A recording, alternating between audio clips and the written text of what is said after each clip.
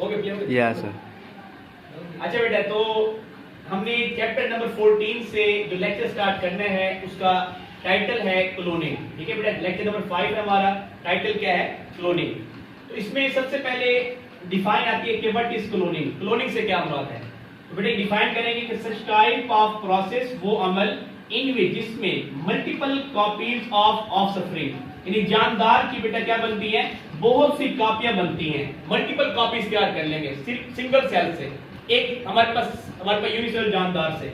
तो इस अमल को कहते हैं क्लोनिंग। तो ये डिफाइन लिखी हुई है कि वो अमल जिसके दौरान एक जानदार की बहुत सी कॉपियां तैयार की जाती हैं। ठीक है भाई, इस अमल को नाम देंगे बेटा क्लोनिंग में।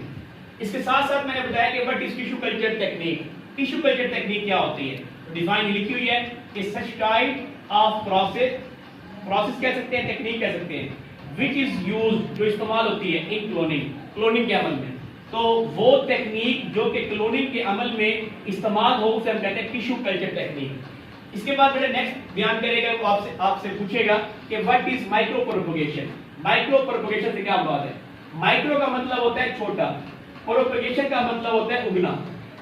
तो यानी हमारे पास बात बात ऐसा करते हैं, हम पौधे के छोटे से सेल को उठाते हैं, उस सेल से बेटा मुकम्मल जानदार बना लेते हैं, या छोटे से हिस्से से पौधे के नया सेल बन जाना। तो डिफाइन लिखी हुई है कि सच टाइप ऑफ प्रोसेस या एसेक्सुअल रिप्रोडक्शन इन विच जिसमें हमारे पास from a small part of plant new plant is formed, एक छोटे से हिस्सा लिया हमने पौधे का और उससे नया पौधा बना लिया, इस अमल को कहते हैं माइक्रो प्रोपगेशन।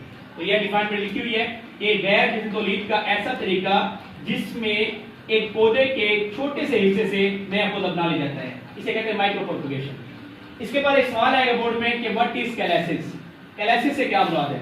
अब बेटा लिखा भी हुआ है कि जब पौधे के सेल को एक ज़ाइड मीडियम में रखा जाता है तब उनमें माइटोस के जरिए तकसीम होती है, जिससे सेल के गुच्छे बन जाते हैं, जिनको कैलेसिस कहते हैं बेटा। ये लिखा भी है बेसिकली, एक सेल लिया, उसको हमने ग़िज़ाई मीडियम में रखा बेटा, ऐसा मीडियम जिसमें खुराक मौजूद थी सेल के लिए।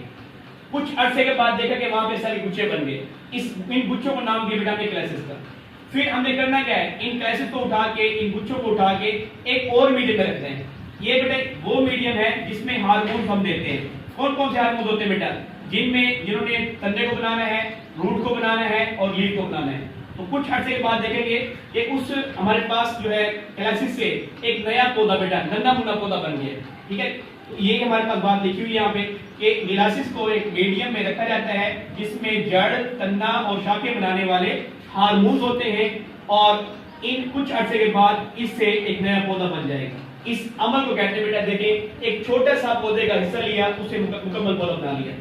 ये इंग्लिश में लिखा हुआ है, कैलेसिस जो है such type of process in which जिसमें a cell is kept in the nutrient medium and cells के अंदर क्या होती है, माइटोसिस होती है, और उस माइटोसिस से क्या बनते हैं, ग्रुप ऑफ सेल्स बन जाते हैं, जिसको कहते हैं क्लस्टर ऑफ सेल या ग्रुप ऑफ सेल्स। इसका कहेंगे बेटा कैलेसिस। कैलेसिस से हमने क्या करना है बेटा, नया पौधा तैयार करना है। इसको उठा के हमने एक और मीडियम में रखना है जिसमें हार्मोन होंगे, पत्ते बनाने के लिए, जड़ों बनाने के लिए और तना बनाने के लिए। कुछ अर्से के बाद बेटा यहाँ से नया पौधा बन जाएगा और उसको उठा के हम फील्ड में रख देंगे। तो इस अमल को हम बोलते हैं बेटा क्या है, ये कि एक अमल हमारे पास है जिसपे टिश्यू कल्चर टेक्निक में हमने किया है। इस अमल को हम नाम देंगे बेटा कैलेसिस का पार्ट है ये। तो इस तरह एक छोटा सा पौधे से हमारे पास मुकम्मल पौधा बन गया है।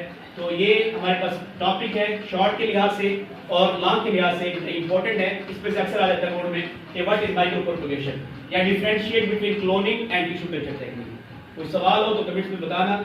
ठीक है भाई, हमारे पास अल्लाह हाफ़िज़।